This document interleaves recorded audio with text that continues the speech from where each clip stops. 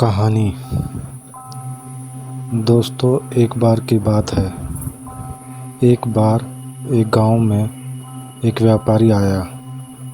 उसने गांव वालों से कहा कि मेरे पास एक स्कीम है और इस स्कीम के तहत मैं बंदरों को खरीदना चाहता हूँ।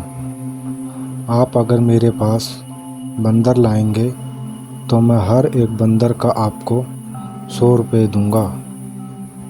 गांव वाले खेती बाड़ी के काम में लगे हुए थे, लेकिन उन्होंने सोचा कि यह काम बुरा तो नहीं है, तो सभी बंदरों को ढूंढने में जुट गए। कोई 2 बंदर पकड़ कर लाया, कोई 3 बंदर पकड़ कर लाया, कोई 5 बंदर पकड़ कर लाया और कोई 10 बंदर पकड़ कर लाया। बंदरों के हिसाब से उस व्यापारी ने उनको पेमेंट दे दिया। गांव वालों को भी लगा कि ठीक है, उनको उसकी मेहनत का फल मिला है और यह व्यापारी ईमानदार है। थोड़े दिनों बाद व्यापारी वापस आया और उसने कहा, अब की बार आपको 200 रुपये मिलेंगे। गांव वालों को लगा कि हमें यह काम करना चाहिए या नहीं करना चाहिए।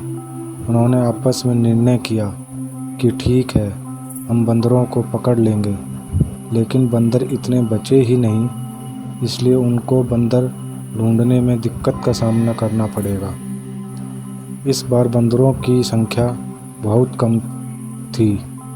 आसपास के गांव में भी बंदर विलुप्त हो रहे थे, लेकिन फिर भी गांव वालों ने मेहनत की और जिसको सफलता हाथ लगी उसको पैसा मिल गया। अब की बार उस व्यापारी ने गांव वालों से कहा कि अगर आप बंदर पकड़ कर लाएंगे तो आपको 500 रुपये मिलेंगे। एक बार गांव वालों को शक हुआ कि आसपास गांव में बंदर नहीं है, अब हम बंदर कहाँ से पकड़ कर लाएंगे। तो सभी गांव वालों ने निर्णय किया कि अब आगे से हम हमारी खेती का काम करते रहेंगे, हम इस बिजनेसमैन के चक्कर में नहीं पड़ेंगे। अब कुछ दिनों बाद कोई व्यापारी वापस आया। उसी गांव में उसने कहा कि अगर आप मुझे बंदर देते हैं तो मैं आपको 1000 दूंगा एक बंदर के। गांव वालों को भरोसा तो था कि यह दे सकता है, क्योंकि पहले भी उसने अपने को 100 और 200 दिए हैं। उन्होंने कहा कि लेकिन आसपास बंदर हैं ही नहीं, हम कहाँ से बंदरों को लाएं। यह कहकर चला गया। लेकिन उसके साथ में उसका जो सलाहकार था, व्यापारी का सलाहकार, उसने गांव वालों से कहा कि देखो, मेरा बॉस तो चला गया, आप चाहे तो 500 में मुझसे बंदर खरीद के 1000 रुपये में बेच सकते हो। गांव वालों ने कहा कि ठीक है। 500 में गांव वालों ने बंदर के लिए और अपनी मेहनत के पैसे उनको दे दिए, जबकि वह व्यापारी तो उस सलाहकार को सिखा कर गया था।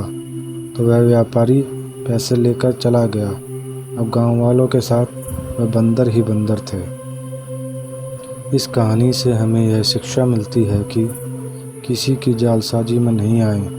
आपके पास जो भी पैसा हो उसको संभाल कर रखिए, किसी की बातों में मत आइए, क्योंकि आपका धन ही मुसीबत में आपका सच्चा साथी है।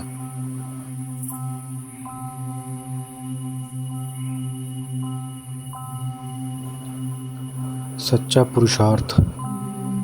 एक विदेशी महिला स्वामी विवेकानंद के समीप आकर बोली, मैं आपसे शादी करना चाहती हूँ।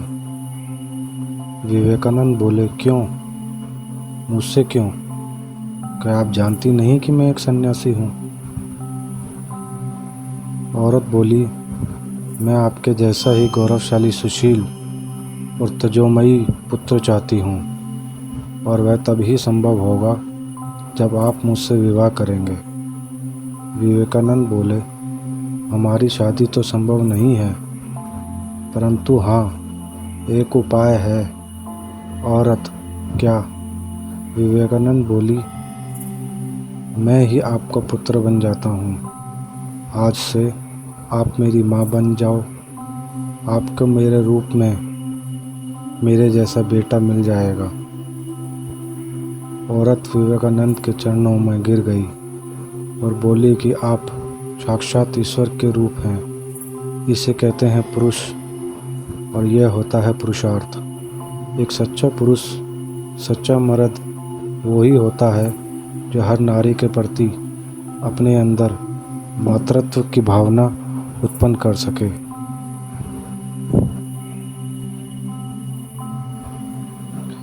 देने का आनंद पाने के आनंद से बड़ा। भ्रमण एवं भाषणों से थके हुए स्वामी विवेकानंद अपने निवास स्थान पर लौटे। उन दिनों वे अमेरिका में एक महिला के यहाँ ठहरे हुए थे। वे अपने हाथों से भोजन बनाते थे।